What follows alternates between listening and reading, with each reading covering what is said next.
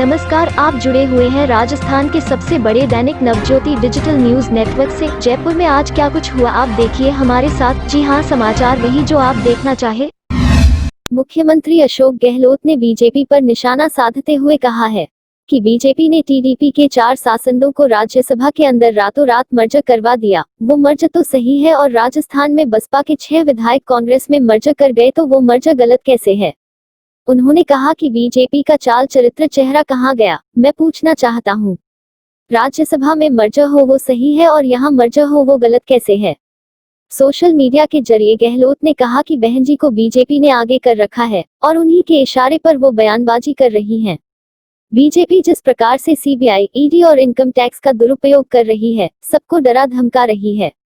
राजस्थान में क्या हो रहा है सबको मालूम है, ऐसा तमाशा कभी देखा नहीं। वे उनसे डर रही हैं और मजबूरी में बयान दे रही हैं।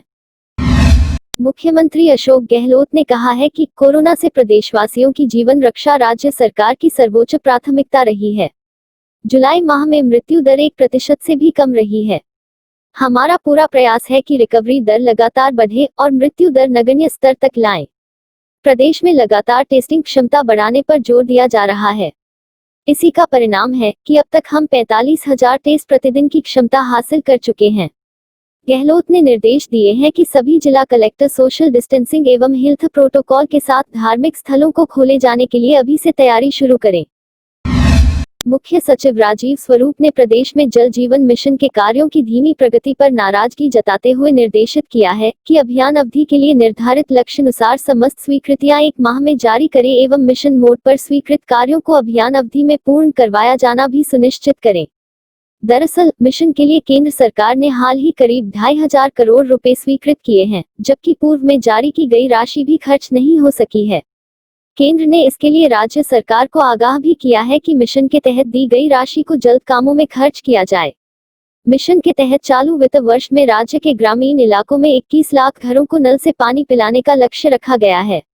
गत वर्ष केंद्र की ओर से 625 करोड़ की राशि राज्य सरकार को दी गई थी, लेकिन इसमें भी अभी करीब 385 करोड़ खर्च नहीं कर सके हैं। राजस्थान हाईकोर्ट ने कोटा के चर्चित राजेंद्र अग्रवाल दोहरे हत्याकांड में अभियुक्त को मिली फांसी की सजा को आजीवन कारावास में बदल दिया है। न्यायाधीश सीके सोनगरा की खंडपीठ ने यह आदेश राज्य सरकार की ओर से पेश डेथ रेफरेंस व अभियुक्त जगदीश चंद माली की अपील पर सुनवाई करते हुए दिए। कोर्ट ने माना कि अभियुक्त ने दंपति की हत्या की है, लेकिन इसे विरल से विरलतम श्रेणी में मानकर फांसी की सजा नहीं दी जा सकती है। कोर्ट ने कहा कि फांसी की सजा उसी स्थिति में दी जा सकती है जब लगे कि अपराध के लिए आजीवन कारावास की सजा पर्याप्त नहीं है। जयपुर विकास प्राधिकरण में अधिकारियों की चल रही कमी को पूरा करने के लिए राज्य सरकार ने राजस्थान प्रशासनिक सेवा के 4 अधिकारियों को नियुक्ति दी है। इससे अधिकारियों की कमी झेल रहे जेडीए प्रशासन को मजबूती मिलेगी। गौरतलब है कि जेडीए में जोन उपायुक्तों की कमी के चलते विकास कार्य बाधक हो रहे हैं। कई जोन कार्यालयों में अधिकारियों की कमी के चलते एक जोन उपायुक्त को एक से अधिक जोनों का अतिरिक्त कार्यभार सौंप रखा है। इसके चलते आमजन के काम समय पर नहीं हो पा रहे हैं। अब जेडीए में नए अधिकारियों की नियुक्ति के बाद लोगों के काम समय पर हो सकेंगे और शहर के विकास को भी गति मिल सकेगी।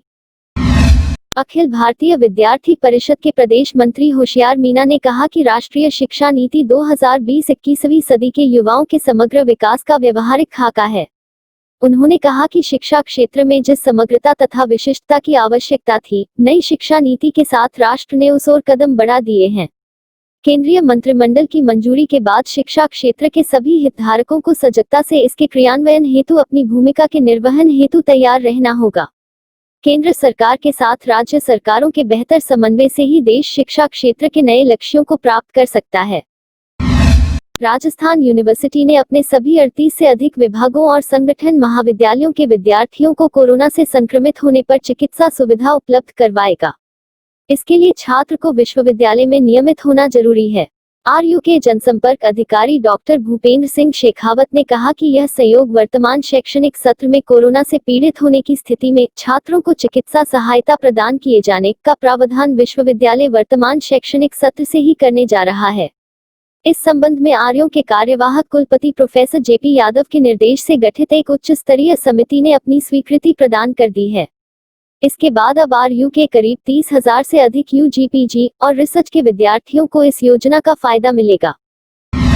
राजस्थान राज्य पथ परिवहन निगम की ओर से राज्य सरकार के निर्देशानुसार 3 अगस्त को रक्षाबंधन के अवसर पर राज्य की सीमा में संचालित समस्त साधारण एवं एक्सप्रेस बसों में यात्रा करने वाली महिलाओं व बालिकाओं को निःशुल्क यात्रा सुविधा उपलब्ध कराई जाएगी। इसके लिए रोडवेज MD नवीन जैन ने आदेश जारी किए हैं। जैन ने बताया कि राज्य सरकार के अनुमोदन के आधार पर रक्षाबंधन के दिन राजस्थान रोडवेज की साधारण एवं एक्सप्रेस बसों में महिलाओं एवं बालिकाओं को निःशुल्क यात्रा सुविधा के आदेश जारी किए गए हैं। यदि आप डीलक्स बसों या राजस्थान सीमा से बाहर यात्रा करते हैं तो ऐसी स्थिति में उतना चार्ज आपसे लिया जाएगा।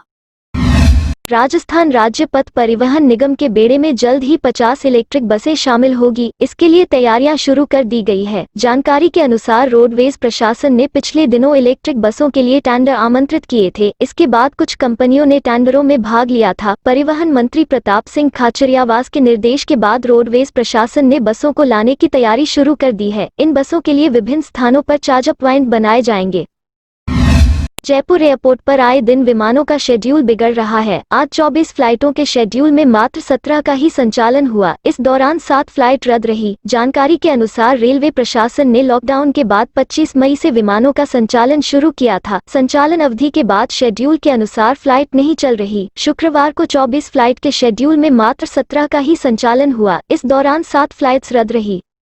ये थे आज के मुख्य समाचार। विस्तार से जानने के लिए पढ़ते रहिए दैनिक नवज्योति। दैनिक नवज्योति के YouTube चैनल को सब्सक्राइब करें और ताज़ा अपडेट के लिए बेल आइकॉन दबाएं।